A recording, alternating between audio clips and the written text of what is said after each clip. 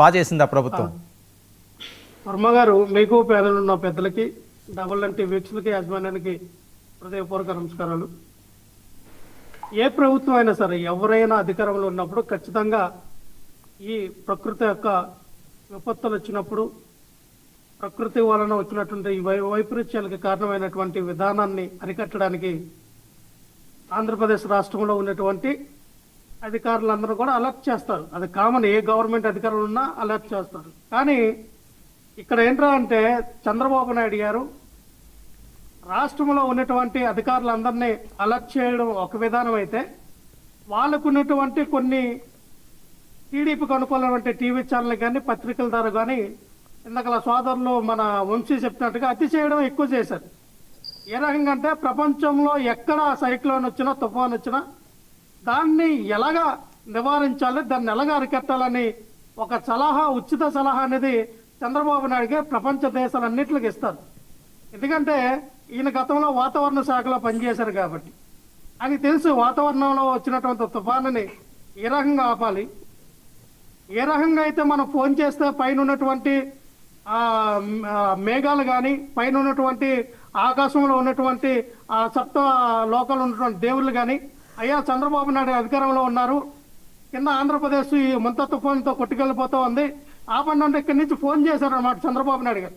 లేదు లేదు, చెయ్యితో తిప్పితే చాలు సార్, ఒకసారి చెయ్యిలో తిప్పండి అనగానే ఇలాగా మాకు చీపురుపల్లి రావాల్సినటువంటిది అలాగే ఒడిశా సైడ్ వెళ్ళిపోయింది అనమాట.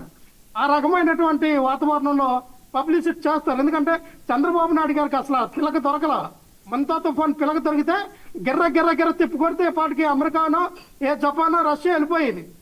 పాప ఆ పిలక దొరకలేదు, పిలక పట్టుకోవాలని చూశారు. నారా లోకేష్ గారు కూడా పిలక పట్టి తిప్పితే సముద్రంలో తిప్పారు చూసారా. ఆ రకమైనటువంటి తిప్పడం ఏంటో నాకు అర్థం కావట్లేదు సార్. ఒకటి సార్, ప్రకృతి రూపంలో విలయతాండపం అనేది మానవులుగా ఎవరు ఆపలేరు, దాన్ని ఎవరేమనలేరు. కానీ రాష్ట్రంలో ఈ రోజున వీళ్ళు ఏమని పబ్లిష్ చేశారంటే, 30 కోట్ల రూపాయలు మేము ప్రకటించామన్నారు. ఎస్, మంచిదే, ప్రతి జిల్లాకి కోటిన్నర కోటి రూపాయలు అన్నారు, చాలా మంచిది.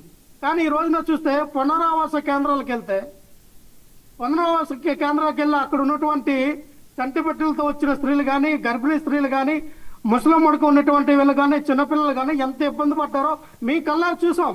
మాకు నీళ్ళు ఇచ్చిన వాళ్ళు లేరే, పాలు ఇచ్చిన వాళ్ళు లేరు, మాకు టిఫిన్ పెట్టిన వాళ్ళు, మాకు భోజనం పెట్టిన వాళ్ళు లేడు, మాకు దుప్పటి ఇచ్చిన వాళ్ళు లేడు, లైట్ పెట్టిన వాళ్ళు లేడని. ఈ 30 కోట్లు ఎక్కడికి ఖర్చు పెడుతూ ఉన్నారు సార్? ఎక్కడ జిల్లాకి 1 కోటి రూపాయలు ఎక్కడ ఖర్చు పెట్టారు? ఎవరికి మీరు నిత్యావసరమైన సరుకులు ఇచ్చారు? ఎవరు హెల్ప్ చేశారు వాళ్ళకి? ఏ రకమైనటువంటి భోజన సదుపాయం కల్పించారు మీరు?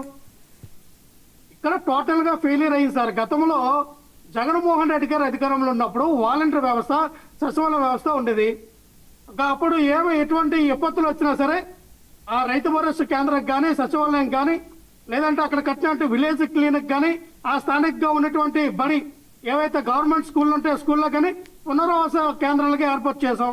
ప్రతి ఇంటికి డోర్ టు డోర్ సచివాలయం సిబ్బంది కానీ, వాలంటీర్ కానీ వెళ్ళి ప్రతి వాళ్ళకి కావాల్సినటువంటి ప్రతి ఒక్క కార్యక్రమాలు చేస్తూ ఉండేవారు. ఈరోజు మనం చూసాం, కనబడుతూ ఉంది, ఏమీ లేదు. వీళ్ళు అప్పచెప్పినటువంటి రెవెన్యూ డిపార్ట్మెంట్ కానీ, ఆ రెవెన్యూ డిపార్ట్మెంట్ చేసినటువంటి సిబ్బంది కానీ, వీళ్ళు అప్పచెప్పినటువంటి రెస్క్యూ టీమ్స్ కానీ ఏ రకంగా పనిచేసేవన్నది సార్. ఇక్కడ మీరు రాజకీయం చేయట్లేదు సార్. ఎందుకంటే విపత్తులు అనేది ఎవరు ఆపలేరు, కానీ ఆపడానికి జరిగే నష్టాన్ని, పంట నష్టం అవనివ్వండి, ప్రాణ నష్టం అనేది తగ్గించే కార్యక్రమం చేయాలి కదా. ఇదేమో ఇక్కడ ఇంత ఆంధ్రప్రదేశ్ అతలోకుతలం అవుతూ ఉంటది. ఒక పక్కనేమో ఎవరైతే నిరాశ్రయులు ఉన్నారో, ఎవరైతే పునరావాస కేంద్రంలో ఉన్నటువంటి ఆర్తనాదాలు, ఆహాకారాలు వినబడుతూ ఉన్నాయి. వీళ్ళేమో ఒకలేమో దుబాయ్, ఒకలేమో ఆస్ట్రేలియాలో తిరిగి చేసి వచ్చిన తర్వాత తిన్నగా హైదరాబాద్ లో పడుకుంటారు. టీవీలో ఆన్లైన్ లో కార్యక్రమం పెడతారు, సిస్టమ్ లో కంప్యూటర్ ముందు కూర్చొని. ఇక్కడ నీ చేతితో తిప్పుతామని ఈ తుఫాన్ని ఎటు పంపించాలనేది ఒక ఆయన మాట్లాడతాడు. ఇంకో ఆయనేమో లేదు లేదు సార్, నేను తుఫానుతో ప్రయాణం చేస్తూ ఉన్నాను, అది ఇలాగ ఆంధ్రప్రదేశ్ కాదు, ఈ వేరే రాష్ట్రం తీసుకెళ్లిపోతానని చెప్పి మేఘల మీద కూర్చొని ప్రయాణం చేశారు నారా లోకేష్ గారు. చాలా గొప్పగా, అద్భుతంగా మన రాష్ట్రం అతలోకతం అవకరణ ఆపారు. లేదంటే ఆంధ్రప్రదేశ్ రాష్ట్రం ఎంత అల్లోకల్లం సార్, ఎంత ప్రాణ నష్టం జరిగేది. ఈ రోజున ప్రాణ నష్టం జరగలేదన్నా, ఈ రోజున నష్టం జరగలేదన్నా వాళ్ళు చెప్తున్నట్టుగా చంద్రబాబు నాయుడు గారు, నారా లోకేష్ గారు వల్లే. వాళ్ళిద్దరు కానీ లేకపోతే అసలు ఈ తుఫాను మన మాట విందో, మంతా తుఫాను అనేది మాట విందో నారా చంద్రబాబు నాయుడు గారికే వింటది. సో అందరికీ చెప్తాను నేను ఏంటంటే, చంద్రబాబు నాయుడు గారు వచ్చినప్పుడు ఇటువంటి తుఫాన్లు వస్తాయి.